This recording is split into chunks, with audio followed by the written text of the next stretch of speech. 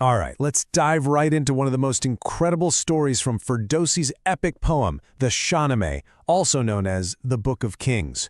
We're going to talk about Hushang, a legendary king who first gave humanity justice and then, in a flash of stone against stone, gave it fire. I mean, think about it for a second.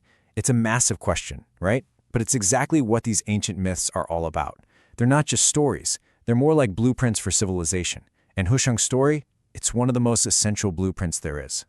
So let's head way back into the mythological past. We're talking about Hushang, the second king of the world and a huge figure in Persian legend.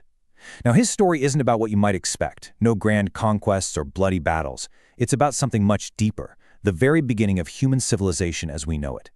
To really get what Hushang did, you have to imagine the world he walked into. The Shahnameh paints this picture of a really primitive time.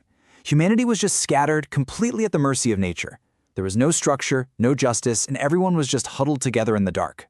So if you're a great king aiming to build a civilization, what's your first move? Build an army? A giant palace? Nope. Hushang's first big act was entirely an act of thought. He looked at all that chaos and decided to bring order to it. And get this, according to the poem, his reign lasted for 40 years. This whole time wasn't about conquering new lands. It was all about laying down the very foundations that a real society could be built on. He introduced this idea of Dad. Now, this isn't just a list of laws or rules. It's bigger than that.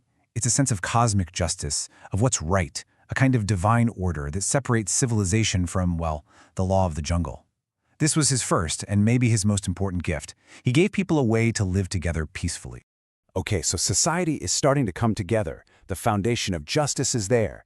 Now, the stage is set for humanity's next giant leap forward. And this part of the story is just pure drama. A single moment that would change our relationship with the natural world forever. So the story goes, Hushang was traveling through the mountains when he saw it, this terrifying creature. It's described as a monstrous, dark beast with eyes like pools of blood and smoke pouring out of its mouth. This was a world where monsters were still very, very real.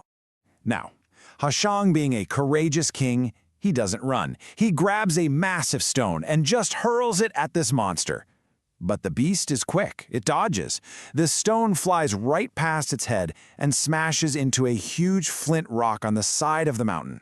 And in that moment of failure, of missing his target, came the greatest success imaginable. A brilliant spark just flew from the impact. A light flared up, and for the very first time, humanity saw Atash, fire. It wasn't planned. It was born from a brave act that went wrong. The monster, terrified of the light, ran away, and humanity was left with this incredible, world-changing new power. You know, Hushang's reaction here is so telling. He doesn't puff out his chest and say, "Look what I did." He immediately sees it as a divine gift. He kneels down and gives thanks to the Creator for this light, a light that could finally push back the ever-present darkness. It just shows you how sacred this discovery felt. And to make sure this moment was never forgotten, Hushang started a huge celebration, a festival of fire. And this isn't just an old story. It's the mythical origin for the real-world festival of Sadeh, an ancient tradition that's been celebrated for thousands of years. Seriously, just think about that shift for a second. Before this moment, humanity was basically prey. We were subject to the cold, to the dark, and to all the predators hiding in it. Fire changed the entire game. It gave us warmth, it gave us light, it gave us safety, and it gave us a way to cook our food. So, for the first time ever, humanity had a tool that gave it real power over its environment. The balance had totally and completely shifted. The big question was no longer just, how do we survive? It was, okay, what do we build? Because, you see, just discovering fire was only the beginning. The last part of Hushang's legend is all about him teaching his people how to use this new power, how to turn a simple flame into the engine of industry. He taught them how to use fire to separate iron from rock, and boom, blacksmithing was born. Once you have metal, you can forge the first real tools, axes, saws, adzes. And with those tools, you can clear land for farming and dig channels to divert rivers for irrigation. It was this amazing cascade of innovation, all sparked by that one accidental flame. What's so fascinating is how Ferdowsi actually structured the poem. If you look at the source text, establishing justice takes up 15 couplets. The discovery of fire The exact same number, 15 couplets. But the industry that came from it all, that only gets 8. It's like the poet is telling us that the abstract idea of justice and the physical power of fire are the two most important foundations. The tools themselves are secondary. So, when you put it all together, the story of Hushang isn't just one story. It's really a 3-part blueprint for how to build a world from the ground up. And the progression is so logical and clear. First, you need justice so that people can live and work together without chaos.